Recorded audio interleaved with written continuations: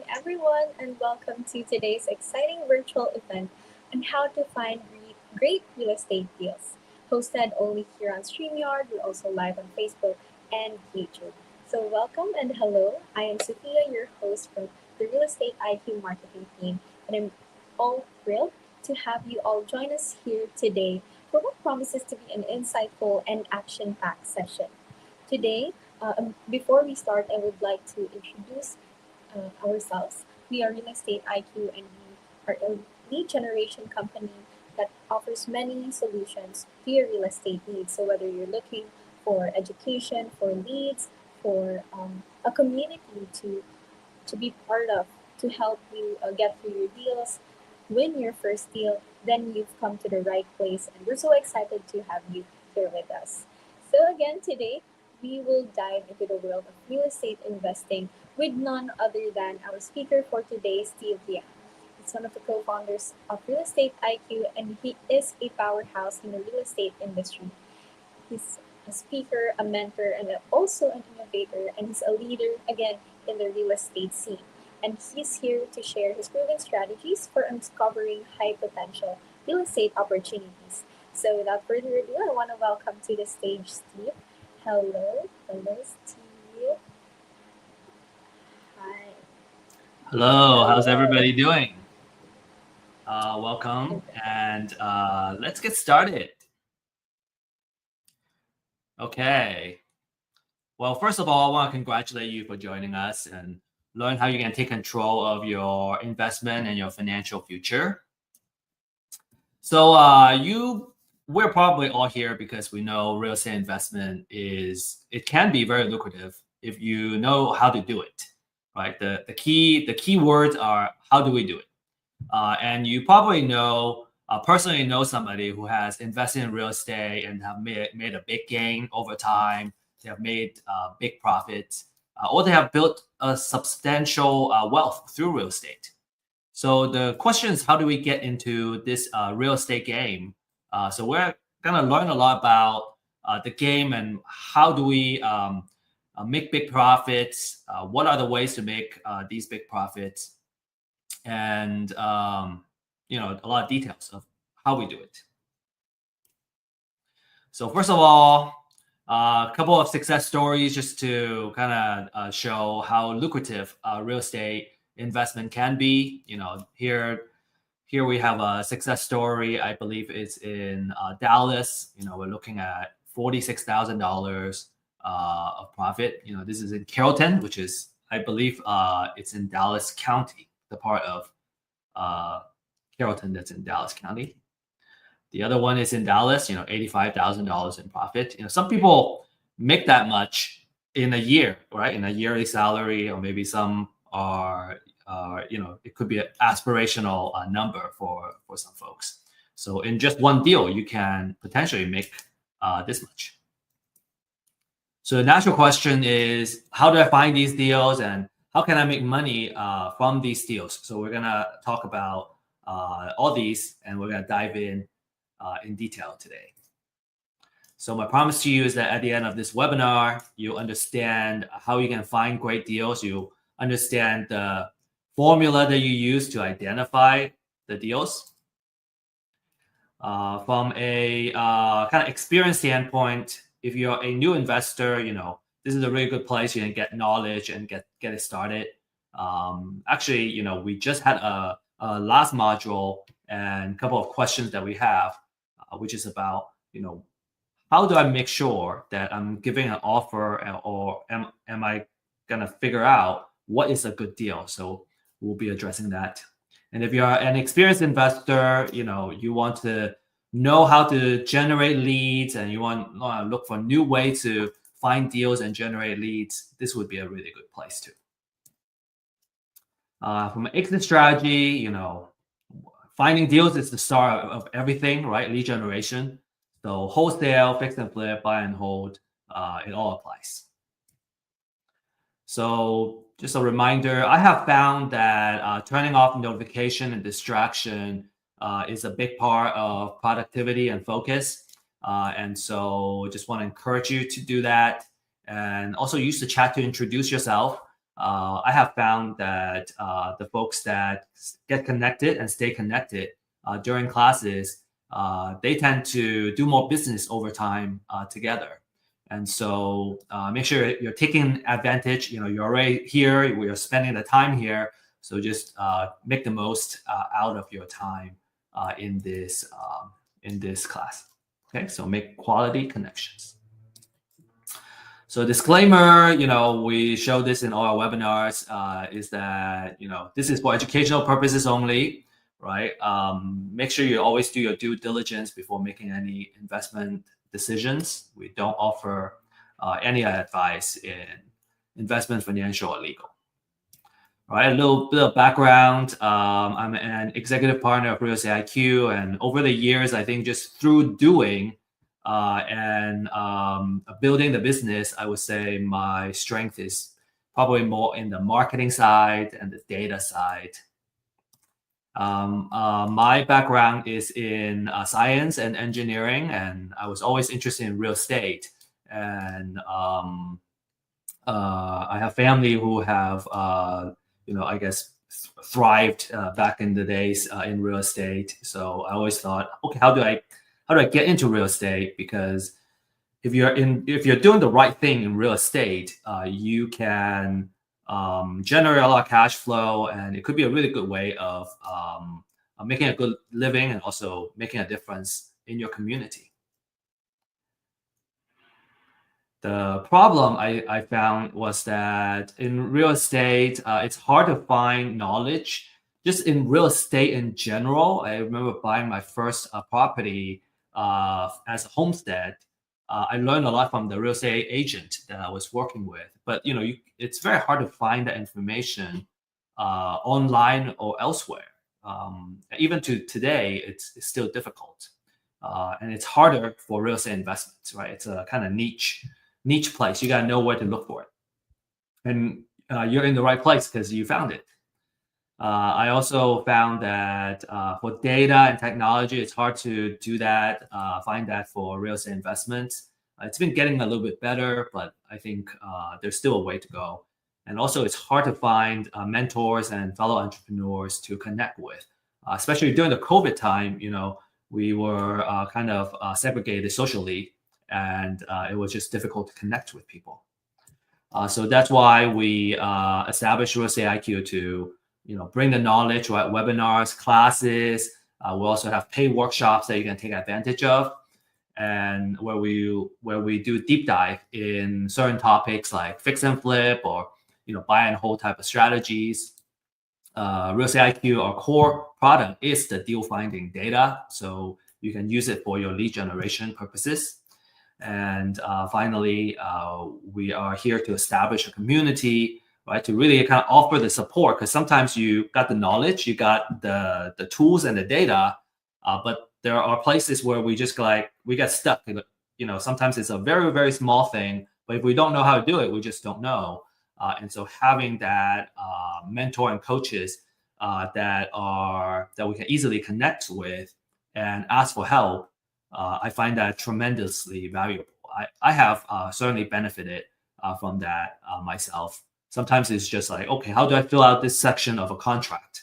If you've never done it before, you just don't know. And having somebody that walk you through it is just so valuable. Very, very appreciative of all the help I have personally got. And so we also want to offer that to you. All right, so that's kind of the background of real estate investments, and what we're looking at, what we're offering. And so now let's dive into the real estate deals, right? What are great real estate deals? Okay, so we have like two main agenda today.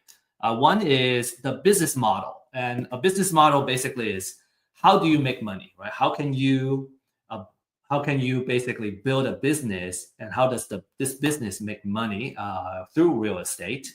And I think when we can certainly look at a real estate deal and go, oh yeah, I'm making a profit off of one deal. But my question back to you would be, is that repeatable, right? If it's a business model, it is by definition, it's repeatable. and it can consistently make money and generate sales and revenue for your business. The second one is we're gonna talk about the different sources of where we can find the deals, and I will also give you kind of a little bit of insider tips of where the deals are. All right. So in terms of business model, the three main strategies are buy and hold, which means you buy the property, you hold it as a rental, and you become a landlord basically. And the tenant is going to be paying you rent on a monthly basis.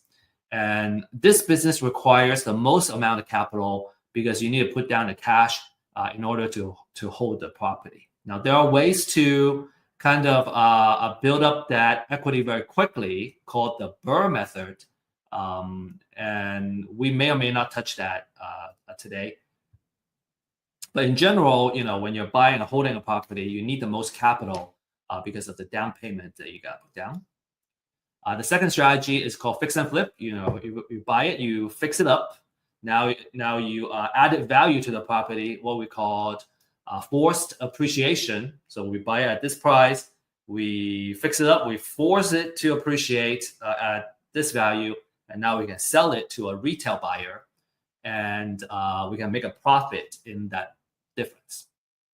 And then the third strategy is a wholesale. It's called wholesaling, which means you find this property and then you can sell it to another investor. And typically the investor would either be looking for a property for buy and hold or fix and flip. So your buyer, in this case, you're buying as a wholesaler, you're buying it from the motivated seller, and then you immediately sell it to a what we call an investor buyer or professional buyer, because they are kind of constantly looking for houses where it makes sense for their buy and hold or fix and flip business model.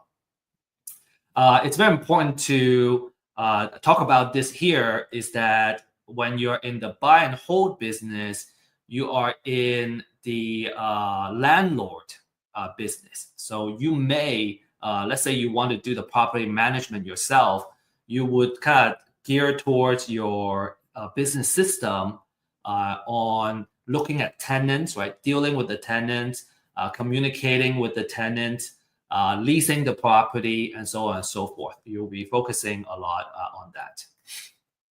With fix and flip, you would be kind of in the construction business, right? You're buying the property, you're gonna fix it up, right? You're gonna do a lot of things on that property itself to force the appreciation. So let's say you do quite a few of these flips at the same time, you're basically running a construction business. And then finally, in wholesale, well, you are going to be interacting with a lot of motivated sellers. And on the other side, you're going to be interacting with a lot of professional or investor buyers. Well, you're kind of in that marketing and sales business. Okay, so those are kind of the focus that you're going to be in as you kind of decide what business model it is. And some people use a hybrid business model where they focus on two or all three of these strategies in part of their business. And so just want to kind of break that down for you so you are aware. In terms of capital, I already talked about buy and hold needing the most in general, because you need to put the money down. Fix and flip, it's going to require less personal capital if you borrow money from a hard money lender or a private money lender, which is what a lot of fix and flippers do. Now, in order to get funding and financing, the lender usually wants to see that you have some skin in the game. They want to see that you have enough liquidity to at least pay the monthly interest payments for this short-term loan for this fix and flip project. We have had a couple of lenders coming on our platform and really talk about it. I specifically ask about the liquidity type of requirements. And then for wholesale, in general, it doesn't need much capital at all for the property itself. Maybe you need some transactional funding to help with the transaction to happen.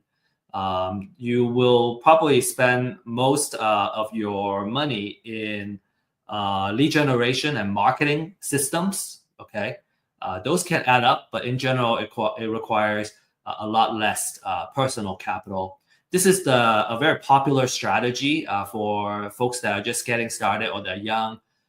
They don't have a lot of cash right now because in wholesaling you don't need a lot of money to get started, and typically you get 7,000. I've heard an average deal you can make about $10,000 just by finding the property, putting it under contract, and then turning around and selling it to a professional buyer. So now let's look at some numbers. Okay, for buy and hold, a very important rule of thumb is called the 1% rule, and we always use the 1% to calculate the offer price. Okay, for single family properties. So the 1% rule basically says that if I buy this property and I can rent it out for 1% of how much I buy on a monthly basis, then it would be a good deal. So it's just a very kind of rudimentary, preliminary rule, general rule of thumb, right? Because when I see a house that's say $150,000, I go, okay, can I rent it out for $1,500 a month? Right? It's a very easy way to kind of run the calculation.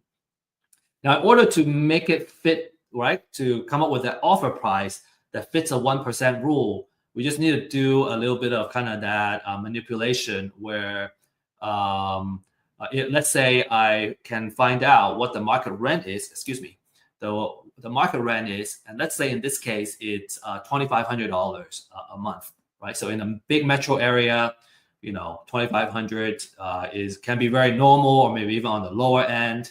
In the more rural area, this rent can be a little more than people are used to paying. So it all depends on your local area. So let's say the rent is $2,500. So I multiply that by 100, right? Because I want that 1%. And so now I come up with the number, which is 250,000. And now let's say I need to fix up this house, and it's gonna cost $20,000 to put paint, a new carpet, all that stuff in place. Then when we subtract that from the 250, then I would know that my distress offer is $230,000. So in other words, if I kind of go from the bottom to the top, is if I buy at 230, I add the repair cost. So now my entire kind of out of pocket or entire spend is 250,000. So then if I can rent out for 2,500 a month, then it's a good deal, right? I can cover everything. Now, obviously, if I can buy it at less than 230,000, that's even better. But I want that 1% I want it to meet that 1%, so I'm in a good place. So the next slide, we're going to talk about that 2,500, kind of break it down a little bit to go, okay, this is why we need that 2,500 to be a decent deal.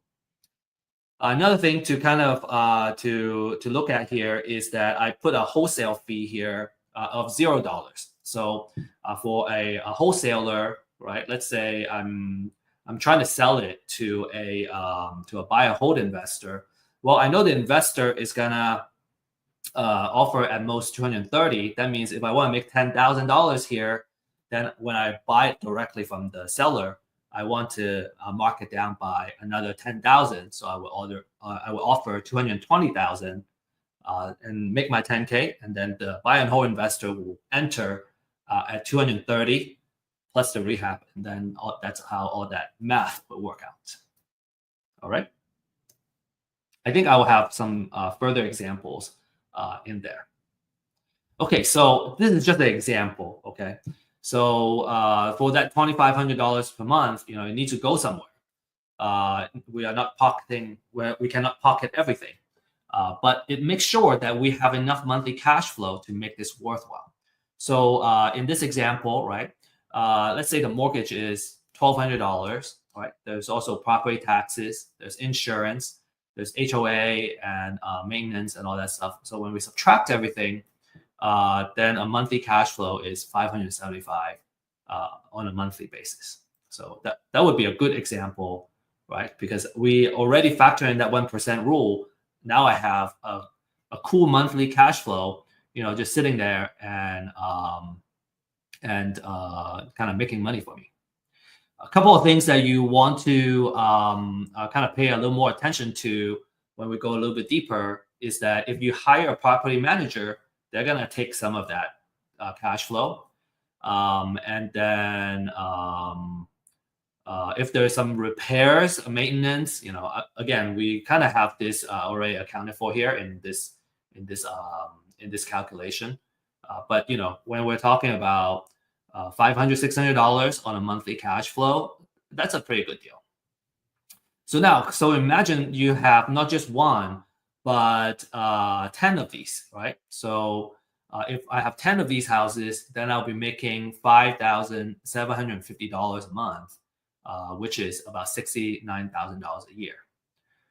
If it's 20 houses, it's 138,000. So that's a really good way to kind of make money, letting your properties working for you. Not to mention that your mortgage here, there is a part that pays the interest of the mortgage that's tax deductible, and then there's a part that goes towards the principal, which builds up your equity. So there's also, in addition to kind of that cash flow, there's also kind of additional benefits in the buy and hold. And like I said, you're in the landlord business. You either be working with a property manager or you're going to be property managing yourself, dealing directly with tenants, and you'll be paying a lot of attention about getting the place leased at all times, right? The vacancy can kill your profits. So you want to make sure that you have a good occupancy. You want to make sure the place is leased and constantly producing and generating cash flow. So vacancy and tenant quality are typically the two key things that you want to watch out for, because if you don't, it can eat up your profits. Okay. And we have, I personally have had experience where vacancy takes away, it's like a property sitting vacant for like 5 months, and now for the year you get a loss. Okay, so really kind of pay attention to it.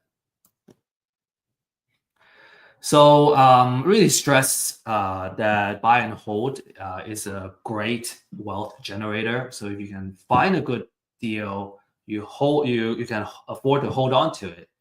Many things are working for you to help you build wealth. Number one is the cash flow. We just kind of talk about that. The second one is that you have appreciation, and it can hedge against inflation. You have the natural appreciation, which is the property value naturally goes up. On average, I have heard from a builder that in the United States, since the I forgot, maybe like for the past 70 years or something, don't quote me on that. The entire United States, on average, has been appreciating by 3% per year. And that's the entire United States. Some metro area where it's growing faster, maybe doubling that. So you might have seen your property, if you have been holding properties, that the value has doubled in like 10 years, right? We have that rule of 72 to come with that. If it doubles in 10 years, then you're looking at about like 6%, 7% of yearly appreciation. So that's natural appreciation.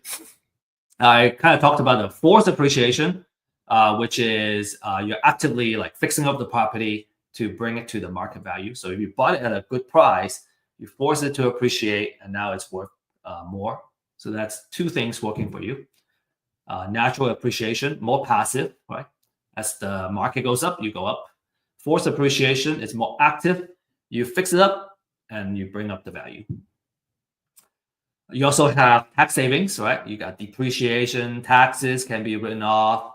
You can also write off operational expenses in the property. And then finally, I kind of talked about that, which is the loan pay down, right? So as you pay more and more towards the principal, your equity gets built up, and then now you own the property, say outright, and And now, every single month you just have free cash flow, basically, that you don't have to pay any more mortgage of if it's already paid off. So you have like kind of four main things working for you when you do buy and hold, which is a fantastic way to build wealth slowly through real estate. A lot of people love that. All right, so next let's talk about the fix and flip. And in fix and flip, we do the 70% rule. So that's another rule of thumb, right? So we talk about 1% rule of thumb. I kind of talk about the rule of 72, which I didn't really go into too much detail. We can deep dive into that another time. The second main rule is the 70% rule. Okay, so for the 70% rule, you use the 70% rule to calculate the offer price. So what that means is, well, I want to only put in as much as 70% into the property because I need that 30% to pay for all my other costs and still make a profit. That's basically what it is. So if I know what the after repair value, which is the market value after the house is all fixed up, if I know it's $500,000, I take 70% of that, and that would give me $350,000. And let's say in this example, the repair budget is going to cost $70,000. So we subtract all that stuff, and our distress offer would be $280,000. I talked about the 30%, so let me give you an example of what the other 30% could be. In this example, okay, so 30% of the 500,000 is 150K, but we don't pocket all of that, okay? There's also all kinds of costs that goes into the just cost of doing business, and but we'll still be looking at a decent enough profit, okay? So in this case, there's closing cost, there is holding, right? So every day there is insurance. There is utilities, water. There is I guess the interest cost, daily interest cost is part of the financial cost. So all of those kind of adding up will. So you as a fix and flipper, you want to manage your cost, and I think in general is by reducing your holding cost by making sure that your project doesn't run a long time, because the longer it takes, you're going to have a higher holding cost, and then your financial cost is going to be more as well if you got the funding from either private lender or hard money lender. But then you still have a very decent sized profit at the end of the day, and that's a short-term gain. It's a fantastic return for just one project. So if you just do one or two projects at this kind of a number on a yearly basis, that's already a pretty good place you want to be. Obviously, if you do one per quarter, now you might be making more than a regular salary. Okay, now remember I said for the fix and flip business, you are in the construction business, which means that a lot of your attention should be in the rehabbing of the property, and you need to make sure the rehab budget or the rehab project stays on time and on budget, right? And you're not compromising too much on quality either. You want to have good quality so you can actually sell it. And so cost overrun and project delays can eat up this profit.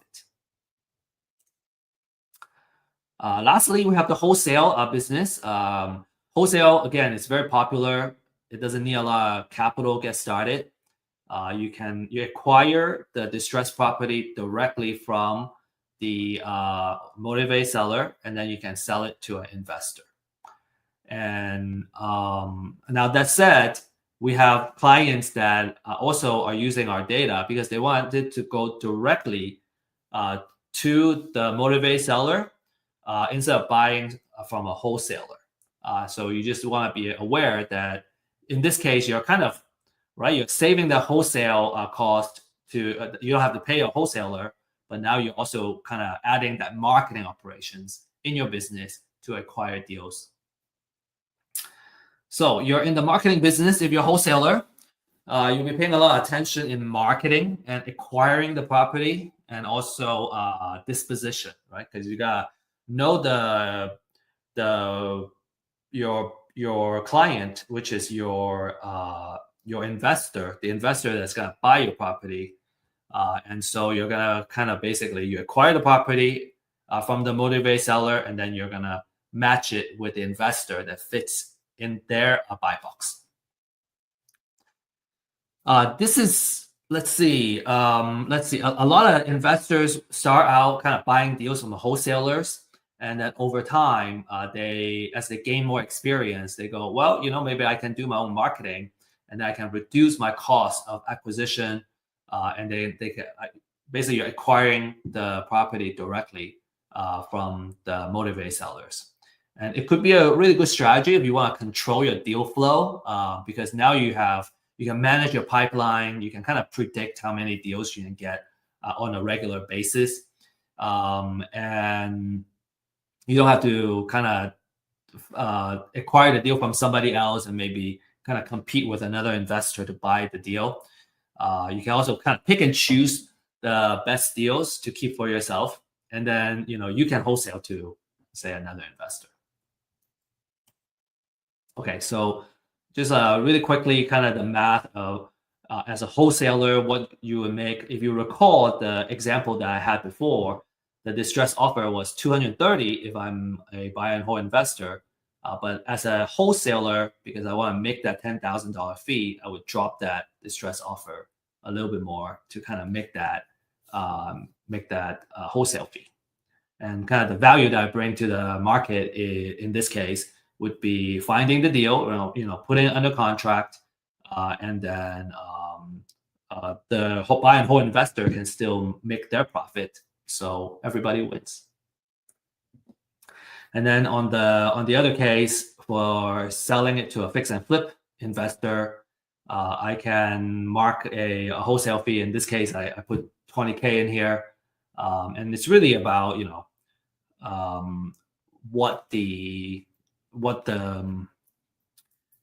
market is willing to bear. So let's say I can put, if I want to charge 10,000, okay, then I would offer at 230. Excuse me, 270. If I want to make $20,000, I would offer it at 260. Right? The most important thing to know is that I know at 280,000 it makes sense for a fix and flip investor, and so how much I make is gonna be between that and how much the seller is willing to accept as an offer. Okay, so another side I want to offer is just another perspective, is that let's say I'm the fix and flip investor, right? And I'm doing this marketing myself. Well, instead of offering 260, I can offer up to 280,000. So I'm going to be more likely to win the deal if I'm competing with a wholesaler, and because I can offer more money.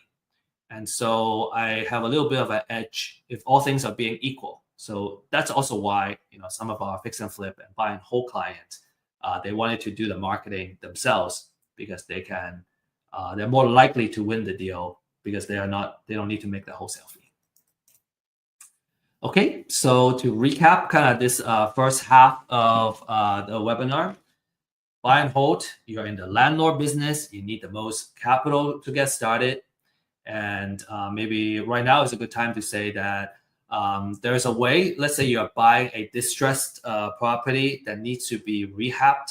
The strategy is called a BRRRR method, BRRRR. You buy, you rehab, you rent it out, and then you refinance, and then you repeat. So when you're doing that, then it requires less kind of personal capital to do the buy and hold. So pay attention to that BRRRR strategy.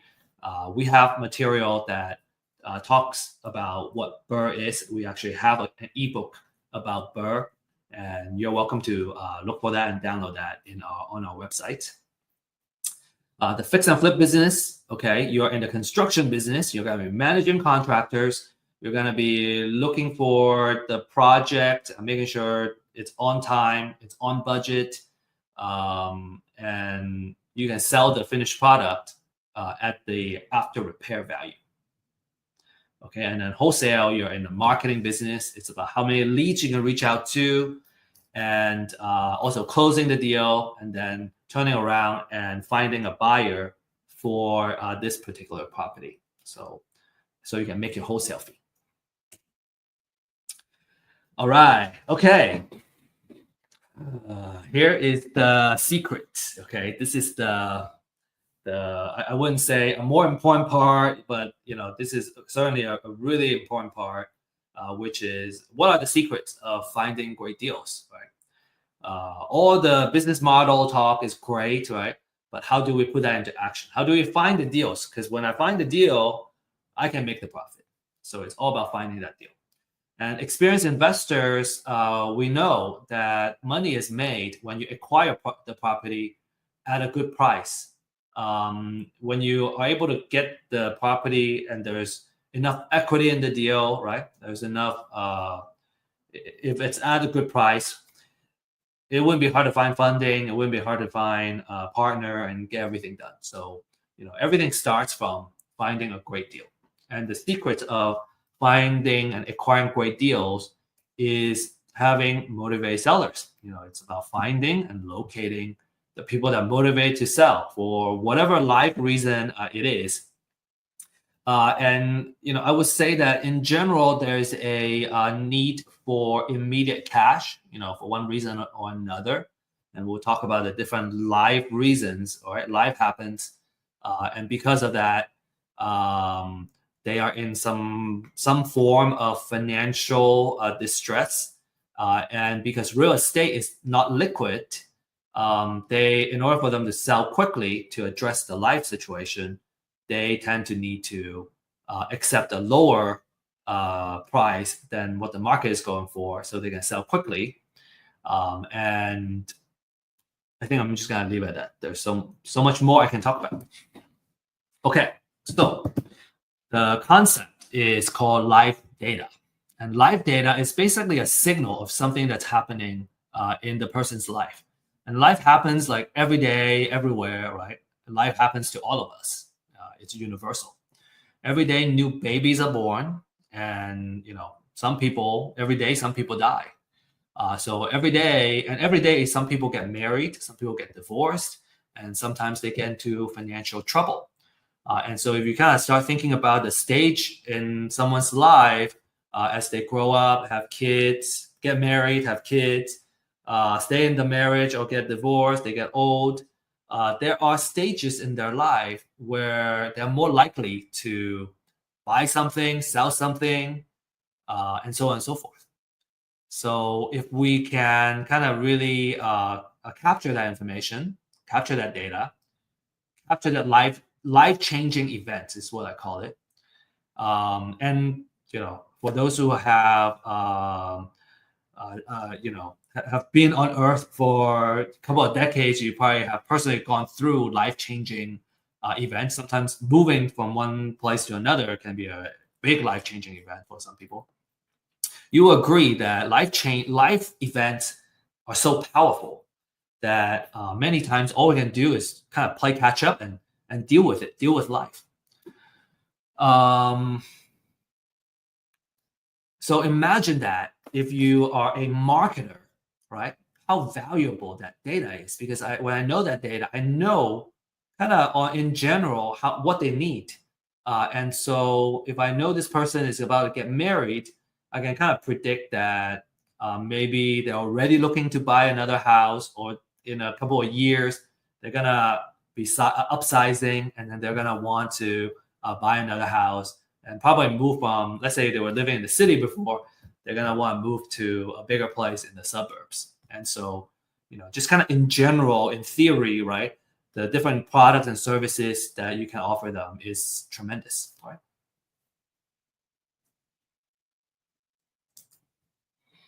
So to find motivated seller, we want to get our hands on some aspects of their live data that tells us that, hey, they want to sell. So first of all, they should be owning real estate, right? And then there should be some kind of financial distress or motivation to sell, and they need to sell really fast in order to get out of a bad situation. And we'll talk about the different motivations shortly. And that's actually the next slide. Okay, so we'll talk about the different motivation, and I call it the different sources of motivated seller. Okay, so the different type of live data that matters in real estate and for real estate investors. And you can imagine like this is the kind of data that also makes sense for a real estate agent. If you're in the listing world, you're looking for folks that are motivated to sell. Now, some you can help as a listing agent. Some are a little bit harder to help. Say it's like a foreclosure and they get foreclosed very quickly. It's much harder to sell, truthfully in the MLS market because they just need to sell quickly. Okay, so the first one is the pre-foreclosure. Okay, because their house is about to get foreclosed. They're about to lose their house in an upcoming foreclosure. And it could be next month, it could be a month from now, and all that. We want to know what the auction date is on the property. A lot of investors, they love this list. It's actually one of our kind of most popular lists because these motivated sellers, they're in a desperate situation where they need to sell really fast. So for pre-foreclosure, you're reaching them because before their house hits the auction, and you can directly negotiate with the buyer. Let's see. So a couple of experience I can share is we had a candid REI kind of joining us and sharing how they market to the foreclosure pre-foreclosure list, and their approach, which I find is much better too, is that obviously you can just approach them and go, hey, you want to sell your house. And you may get a lot of bad words and hostility thrown back at you because, in a normal circumstance, who would want to sell their homestead, right? Some people want to, and then they welcome that conversation. Some people may not want to. And I have found what has been useful has been that if we position ourselves as their advocate, we can position us as, because most people don't want to go through the foreclosure. They want to stop the foreclosure. And so a really good approach that I found useful is to create the mindset, right? First of all, having the mindset and also having marketing material that helps them stop their foreclosure. And be a resource for them. Kind of go through the different ways that they can potentially stop their foreclosure, build that trust. And maybe there are times where you go through that and they don't need to go through the foreclosure anymore. For example, just last month, we had a tax foreclosure prospect, and I was able to reach out and reach him kind of on a Thursday. No, it was a Friday right before the auction. The auction is going to happen the next Tuesday. And they needed to figure something out. Otherwise, the house is going to go into foreclosure. And he says, you may hear this a lot. They go, I'm waiting to hear back from my attorney, or I'm waiting to hear back from the court or something. Well, on that Friday, you only have one more business day, which is Monday. And then the next one is that auction Tuesday. So they don't have a lot of time. We were able to connect them with somebody that, with an attorney that ended up helping them pause that foreclosure and kind of solve that problem so they don't have to sell the house. And, we didn't gain anything from that lead. But the good thing is we were able to help them. And when you're in business, you just gotta be willing to kind of pay forward. And if we do enough, if we add enough value to the market, sometimes we win something, sometimes we may not win it right away, but there are times that it will come back. So and a lot of our kind of experienced investors, we like to kind of embrace that mindset because I think it just feels good to help folks that are in need to kind of solve their problem. And there's always a percentage where they kind of get to a point where they go, okay, I have gone through everything. There's no other option. I have to sell to someone. And if we have been just so valuable and we are able to build that trust, we're gonna kind of be that person to acquire that property. And I really prefer to be in that position than trying to take advantage of someone else's situation. Okay. From a pricing standpoint, these lists are not cheap. They're about $80, $90 per county. So to cover a metro area, you may need I put 200 to 300, sometimes maybe even upwards of more than $300 on a monthly basis. And you don't have to mine this information, right? This is kind of public information, to be honest. But you don't need to spend all that time to find the information and do the research that you need. $200 to $300 is actually a really good price to get into this. So for Real Estate IQ, we have a disruptive pricing that we'll be sharing kind of at the end of this webinar, just to make sure that we are offering really, really awesome data to help you get started and find success in the real estate investment game. All right, the next one is called the appointment of substitute trustee. And what this is that a lot of savvy investors, they like to reach out to the property owner before they hit the foreclosure list. And when we look at the foreclosure process, what happens is when a lender wants to start the foreclosure process, a national lender will typically name a local trustee before filing for foreclosure, before filing for that foreclosure paperwork. So the appointment of substitute trustee is de facto a signal that the house is going to go into foreclosure. So that's why we call it a pre-foreclosure. By targeting these homeowners, what you do is you get more time to market to them and build trust.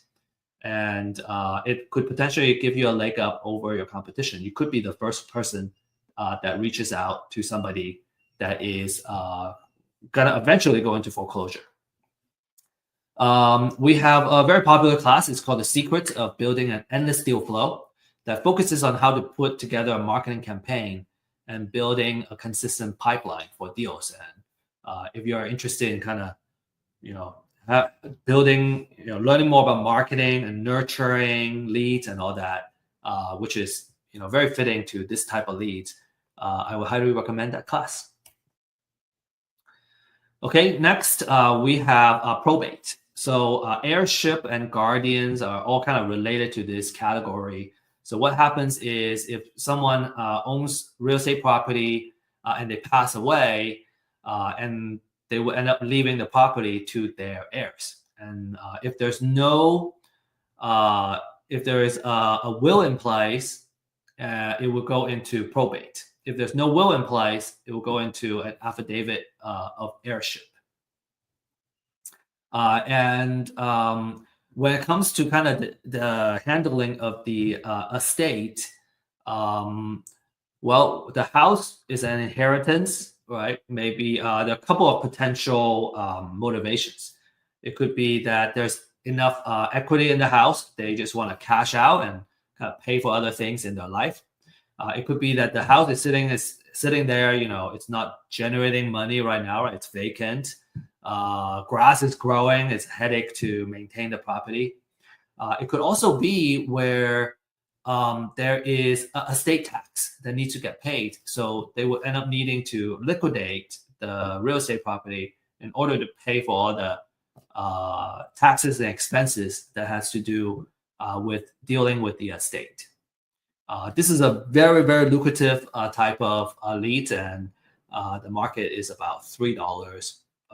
Some may even charge $5 for every one lead, because they're so lucrative. A lot of experienced investors, they love probate because there tend to be a lot of equity in the house.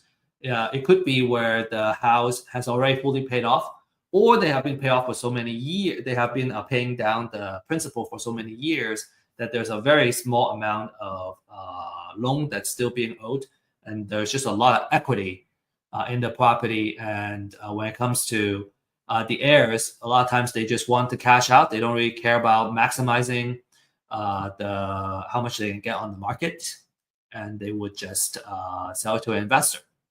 Now, obviously, different cases are different. There are some heirs they want to sell it on the market as an estate sale, and you know, because at the end of the day, they want to kind of maximize how much they can make out of it. So, but anyway, the probate can be extremely lucrative. Another very popular one is evictions. So, if a landlord needs to evict a tenant, it usually has already caused a lot of financial a loss for the landlord. The tenant may have ripped the house apart before they get evicted. So these landlord may maybe just like, hey, I I bought another house and I didn't want to sell this house, so I turned this into a rental property. But I didn't know how much work it takes to be a good landlord, and I'm just tired of dealing with this loss. I know of a lot of professionals, say they're in accounting or they're CPAs. They just don't love being a landlord, and so they just want to exit, and that's also a very good motivation to purchase the property from them. And another potential scenario is it's a landlord that has a portfolio. This is a professional landlord, and they just want to cash out and they retire. And that's also a really good opportunity for you. Another one is divorce. They need to get cash out. There could be pending lawsuits. There could be something that forces them to one of the party to sell the property. Maybe they just need to sell it and kind of split up, and so they're also very motivated to sell. There could be some bitterness and hostile situation where they're not looking for a fair compensation, but maybe there are emotions where they just don't want good things to happen to the other party. Like there are bad divorce situations, and so those could be opportunities for investors too. All right. There are, some additional motivations. They're not as strong, and you don't have like a super desperate seller like the previous ones. Right. Foreclosure is like the most desperate, most motivated type of situation. So if you see delinquent taxes, that's a property tax situation, and so that's usually a signal that they are in financial hardship at the very least. And then obviously, if you're in a tax foreclosure side, they're going to foreclosure. They owe property taxes, and now they're going to foreclosure. That's also a very motivating situation. And then you have kind of some other signals. You have a tall grass code, right? If you don't maintain your grass and your lawn and the grass grows really tall, well, the city may come and write you up, and then now you have a tall grass code violation. Maybe there's an exposed roof, bad roof, place is unsafe. Maybe nobody lives there, and so those also it's either that they cannot keep up with the property, or it's a vacant property, and so these code violations are also very good distress signals. Okay, last but not least, there are also more signals, but like these are kind of the major ones. The last categories I will share with you is the liens. So if you owe Uncle Sam money, right? If you have an IRS lien or a mechanics lien, is usually kind of placed when there's a contractor or subcontractor. They place a lien on the property itself. They didn't get paid, or there's a big hospital bill and the hospital puts the lien on the property. So all those are kind of the liens that gets put on the property, which is also a signal for a stressful situation. So this is where kind of we talk about, okay, we can, if they're not super distressed, maybe we can use a nurturing campaign to build trust and see how we can help and purchase their property. And also another technique that savvy investors do is they do what's called list stacking. So they got all of these couple of lists, and then they go, okay, which property or owner is on multiple lists? Because if they have multiple situation, distress situation, then they're more likely to want to sell. They have more reasons. And so that's also a really cool technique to make your marketing more effective. Okay, so we have just a few minutes left, and I'm just gonna run down this a little bit faster now. Common question: motivate seller list. Do I buy it myself? Do I buy it, or do I do it myself? Do I mine it? If you know how to get the court papers and files, you can do it yourself, and some investors do that. I think if you want to be smart, you want to outsource it first. I might have talked about this in my other classes. You may want to outsource it first, and then because you want to learn how the sausage gets made and like learn how it works. You may want to, when the time comes and you have some time, you may want to learn how to do it just so you can appreciate what a good list looks like. But in general, the value, because it doesn't cost that much for this motivated seller lead list, we generally recommend our clients and our members to outsource this, buy the list, and focus your time and energy in marketing and outreach, right? Doing cold calls or do driving, door knocking, what we call door knocking, on these motivated seller list. Okay. I would say that for low value activities, right, you want to outsource as much as possible. Okay, so foreclosure, showing you how you can do it. You can Google your county name and then put notice of sale, and then you should be able to find that. And this is what the notice of substitute trustee look like. These are kind of the information that you need to kind of these are all kind of relevant information that you need for every notice. So this is another example. So different notice have different formats. Okay, so the most important thing is the address, the owner, and the trustee information. And then what you want to do is you want to research the property information, how much you can assess it. And then you would need to go to the deed of trust and find the loan information. So it does take quite a bit of time to find that information for every single property. And these are the key information you want, the address, bedroom, bathroom, all that stuff. And on the right side, you have the financial information, the equity percentage, how much loan, what kind of loan it is. All those are like kind of the data that you want before you start working on the information. I'm gonna skip due to our time.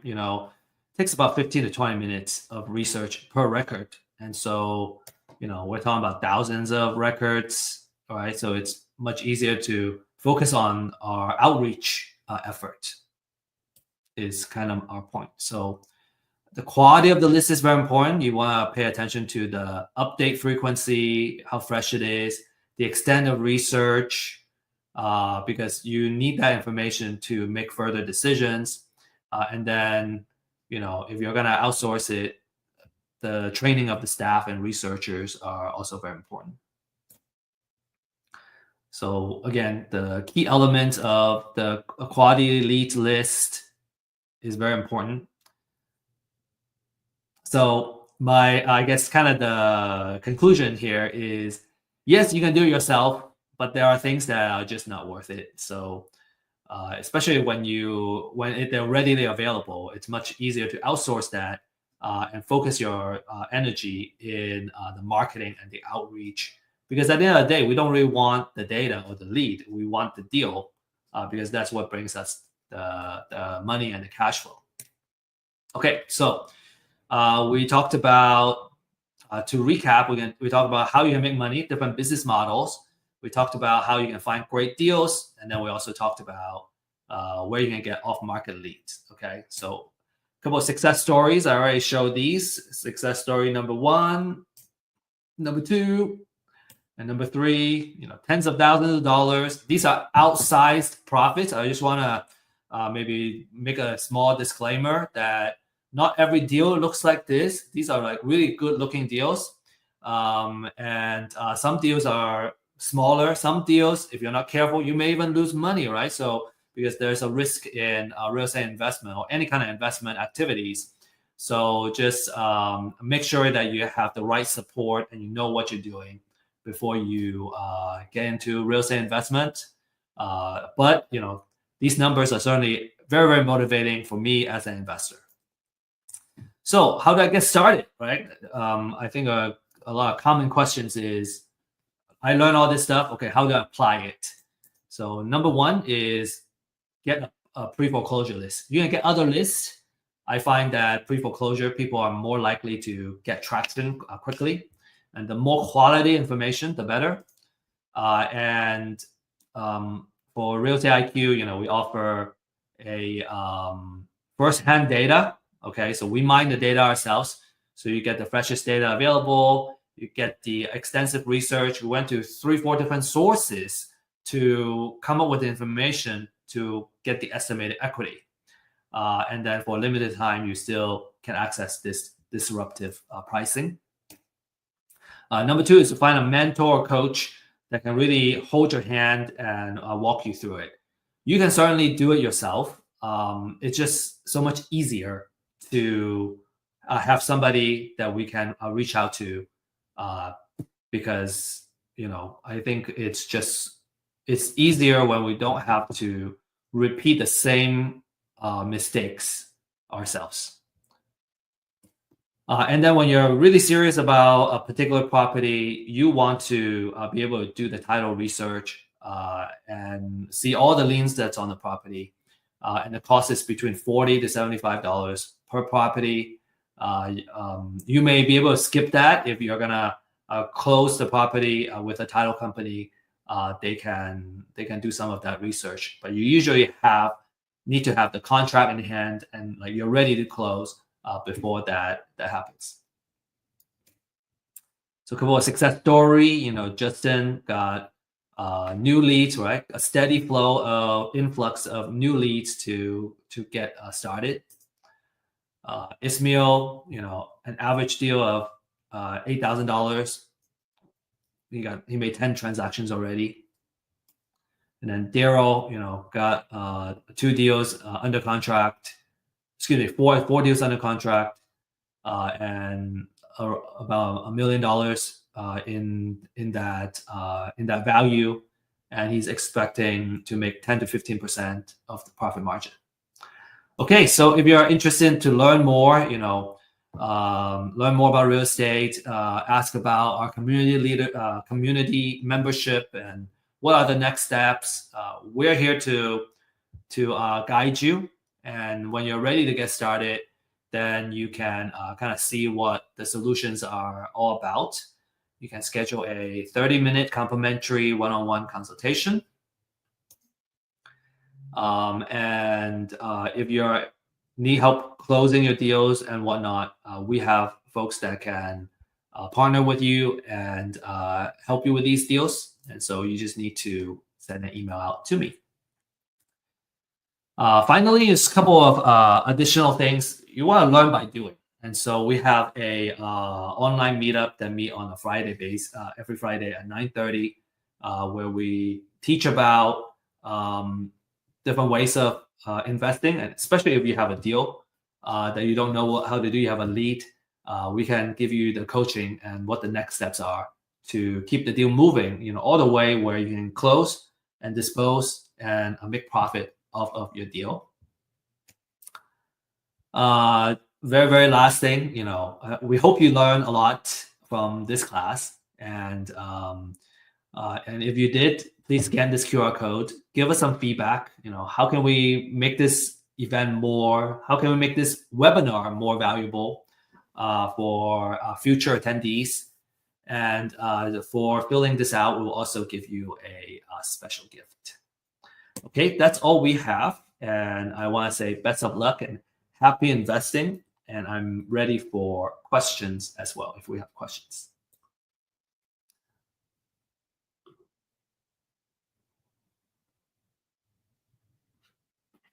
All right. Kind of, we have a couple of questions here. Okay, some recommendation ask. Tracy is asking, can you repeat again what we can do as an investor? I have low capital, just starting. I would say wholesaling, it would be a good way to get started. It doesn't require a lot of capital. You do need a small amount of marketing budget on a monthly basis, and you want to budget, I would recommend 6 months, okay, 3 to 6 months. So let's say you have $500 every month to kind of invest into this, right, to build your marketing, and you also need your time, right? I would try to say try to be consistent on a daily basis, because having a habit is very important when it comes to getting something done, getting something happen, and having consistent operations. And so kind of have that in place. So for 6 months, you're just obsessed and focused on creating value and getting your deal. So that would be my recommendation. Really good questions. Okay. Maya, can you explain the fix and flip idea a little more? Do we sell at 70% more or 30% more? Okay. Let's see. So this is our formula. 70%. So basically, when you come all in, you would end up making or putting in $350,000. So the house is gonna have $350,000. You're gonna sell it at 500,000. So you're gonna be selling it. You're gonna be making 30% of the after repair value. Okay, that 30% is how much your kind of gross profit is. And I say gross profit loosely because it's not exactly what it is, but you make that 30%, and that 30% goes into paying your other costs, and then you get your gross profit. What marketing do you use to do on your deals? We are using cold call. So basically, what we do is we sign up for the premium plan that has phone numbers, and also comes with email addresses. So that helps us do the outreach of phone calls and also emails. Some people use mass texting as an outreach. I have also used Facebook ads, and those help. Okay, Craig asking, does forced appreciation still work even though the community is not attractive for investors? Does forced appreciation still work? If the community is not attractive to investors, I think that's pretty broad comments, Craig. I would say if it's not attractive if the community is not attractive, is it one investor, or do you talk to 100 investors and they all say no? Because if that's a no, that would probably mean nobody wants to live there, and the market value is not worth it, right? There's no market value. Usually, your after repair value is based on what houses are selling for in that area, and that's a very it should be an updated market data. And so when that happens, then you have the market value, and then I would say forced appreciation should work. If it's a good deal, an investor should find it attractive. Okay, there's a question about distress offer. Okay, so what's a distress offer? it would when we say distress offer, there's another term called maximum allowable offer, and it's basically the same thing. It's how much we offer to the owner who are distressed, right? Because if they really want to sell at top of the market, they can fix it up themselves. They can sell it in this case at $500,000, but they don't have the cash to fix it up, right? And they're distressed. They need to sell fast, and so that's what we mean by a distressed offer. All right. Okay. So I hope y'all learn a lot. And again, appreciate your questions and you joining us. We do have another event coming up, and that's next Thursday, same time. We have a different format for Ask Me Anything. We have AJ Page joining us, and AJ is a very successful wholesaler. He's from California. I think he hasn't spoken on our platform yet. And so really excited to have him here. He has done a lot of deals in and all kinds of kind of investment strategy. So come prepared if you have questions about, creative offers, title, any kind of deal related questions, how to close deals, what are the best software tools to use for your wholesale business. What are the best lead gen techniques? AJ and I have been kind of talking, and we have exchanged a lot of ideas. And he has gave me a lot of tips too on what he's been doing. So I hope you're gonna learn a lot from him next week.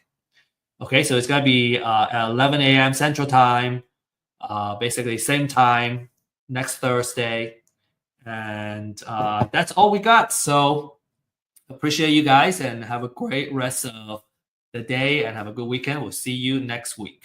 And remember, if you're really interested in the deal side, tomorrow at 9:30 a.m. Central Time, we have our MAP online meetup. So we can talk about the actual deals and how do we deal with the deals. Okay.